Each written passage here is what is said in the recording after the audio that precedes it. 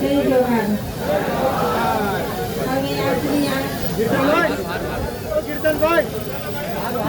જનસંપર્ક સભામાં ઘણી દૂર દૂરથી રાજસ્થાન, મધ્યપ્રદેશ, મહારાષ્ટ્ર, ગુજરાત, અંબાજીથી ઘણી મોટી સંખ્યામાં અહીંયા તમે વધાર્યા છો. તમારા બધાનો હું મારા પરિવાર વતી તમારા બધાનો આભાર માનું છું. આજે જ્યારે હું એકલી છું, તમે બધા મારો હાથ મજબૂત કરવા માટે આજે મારી સાથે આવીને ઉભા રહ્યા છો. વરસાદના દિવસો છે, કામના દિવસો છે, છતાં પણ તમારો ટાઈમ કાઢીને તમે અહીંયા મારી સાથે આવીને આજે મારો દુઃખનો ટાઈમ છે તો તમે મારા દુઃખમાં ભાગીદાર બન્યા છો. એટલે આવી જ રીતે તમે મને સાથ સહકાર આપતા રહેશો એવી હું તમારી આશા રાખું છું. તમારી પાસેથી અપેક્ષા વ્યક્ત કરું છું. હું હવે એકલી છું, મારો પરિવાર જેલમાં છે અને મારે ઘરે બાળકો પણ છે, છતાં પણ તમે બધા મને સાથ સહકાર આપો છો એટલે હું હિંમત રાખું છું. મારા મનોબળને મજબૂત કરો છો તમે. એટલે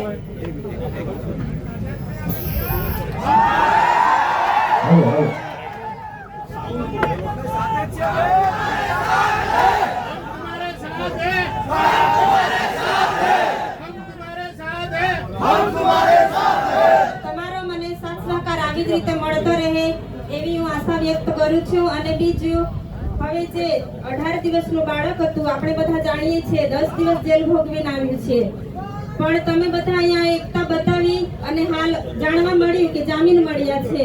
તો આવી જ રીતે બીજા અન્ય લોકો પણ છે, આપણા ધારાસભ્ય પણ છે, એ લોકોને પણ આપણે આવી જ રીતે બહાર લાવવાના છે ટૂંક સમયમાં. એટલે જ્યાં સુધી ન્યાય ના મળે ત્યાં સુધી આપણે આપણી લડત ચાલુ રાખવાની છે. એટલે તમે બધા ન્યાયની લડતમાં મારી સાથે રહેશો અને મારા પરિવારને સાથ સહકાર આપશો એવી હું આશા રાખું છું.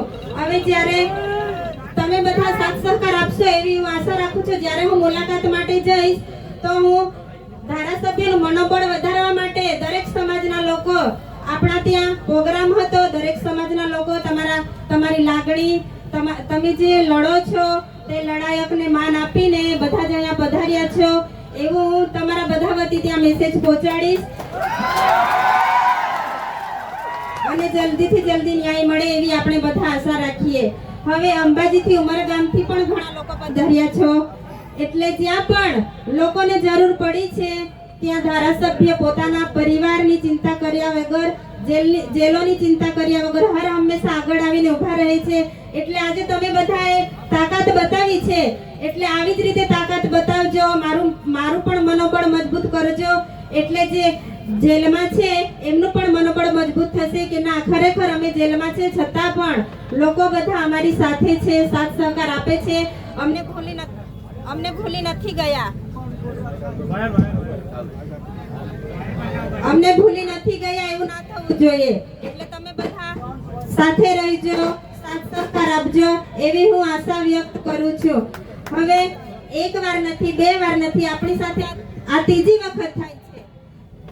તમે પણ હર હંમેશા સાથ સહકાર આપો છો. જ્યારે પણ હું આમંત્રિત કરું છું કે હું એકલી છું, તમે બધા સાથ સહકાર આપજો, તો તમે બધા ઘણે દૂર દૂરથી અહીંયા પધારો છો.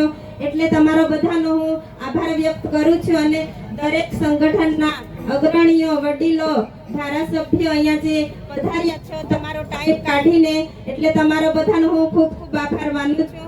આટલું કહીને મારી વાણીને વિરામ આપું છું. આભાર. વૈષ્ણવજન તો તેને કહીએ જે પીડ પરા